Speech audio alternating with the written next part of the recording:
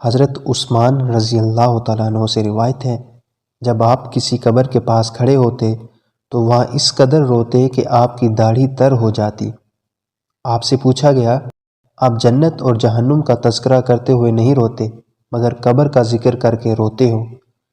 تو انہوں نے بتایا کہ رسول اللہ صلی اللہ علیہ وسلم نے فرمایا، بے شک قبر منازل آخرت میں سب سے پہلی منزل ہے، پس اگر اس سے بچ گیا تو اس کے بعد جو منازل ہیں وہ اس سے آسان تر ہیں، اور اگر اس سے نجات نہ ہوئی تو اس کے بعد جو منازل ہیں وہ اس سے زیادہ سخت ہیں۔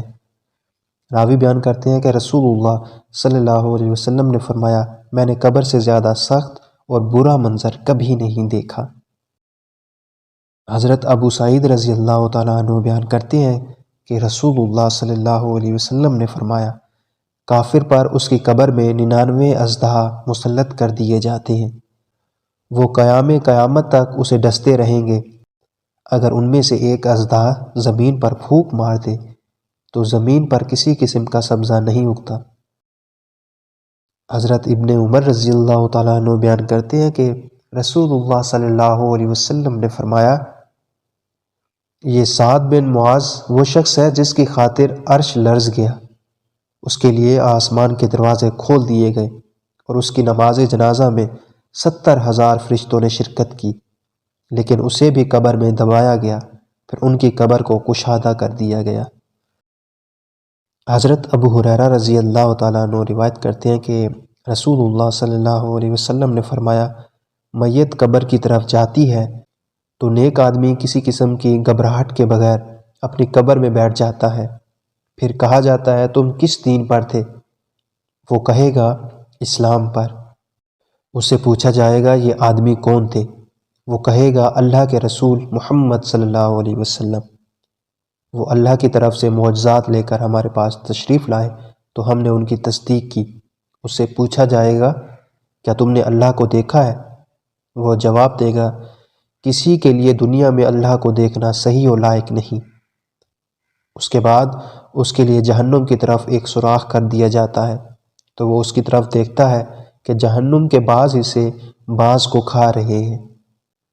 اسے کہا جاتا ہے اسے دیکھو جسے اللہ نے تمہیں بچا لیا، پھر اس کے لیے جنت کی طرف ایک سوراخ کر دیا جاتا ہے تو وہ اس کی نعمتوں کی رونق و خوبصورتی کو دیکھتا ہے، تو اسے بتایا جاتا ہے کہ یہ تمہارا مسکن ہے، تم یقین پر تھے، اسی پر تم فوت ہوئے اور انشاءاللہ تم اسی پر اٹھائے جاؤ گے۔ پھر برے آدمی کو اس کی قبر میں بٹھایا جائے گا تو وہ بہت گھبرایا سا ہوگا۔ اس سے پوچھا جائے گا تم کس دین پر تھے؟ تو وہ کہے گا میں نہیں جانتا۔ پھر اس سے پوچھا جائے گا یہ شخص کون تھے؟ وہ کہے گا میں نے لوگوں کو ایک بات کرتے ہوئے سنا تو میں نے بھی ویسے ہی کہہ دیا۔ اس کے بعد اس کے لیے جنت کی طرف ایک سوراخ کر دیا جائے گا تو وہ اس کی نعمتوں کی رونق و خوبصورتی کو دیکھے گا، تو اسے کہا جائے گا اس کو دیکھو جسے اللہ نے تم سے دور کر دیا۔ پھر اس کے لیے جہنم کی طرف ایک سوراخ کر دیا جائے گا تو وہ اسے دیکھے گا کہ اس کا بعض حصہ بعض کو کھا رہا ہے۔ اسے کہا جائے گا یہ تیرا ٹھکانہ ہے، تو شک پر تھا، اسی پر فوت ہوا اور انشاءاللہ اسی پر اٹھایا جائے گا۔ حضرت جابر رضی اللہ تعالیٰ عنہ بیان کرتے ہیں کہ رسول اللہ صلی اللہ علیہ وسلم نے فرمایا، حمد و ثنا اور صلاۃ و سلام کے بعد سب سے بہترین کلام اللہ کی کتاب ہے، اور بہترین طریقہ محمد صلی اللہ علیہ وسلم کا طریقہ ہے۔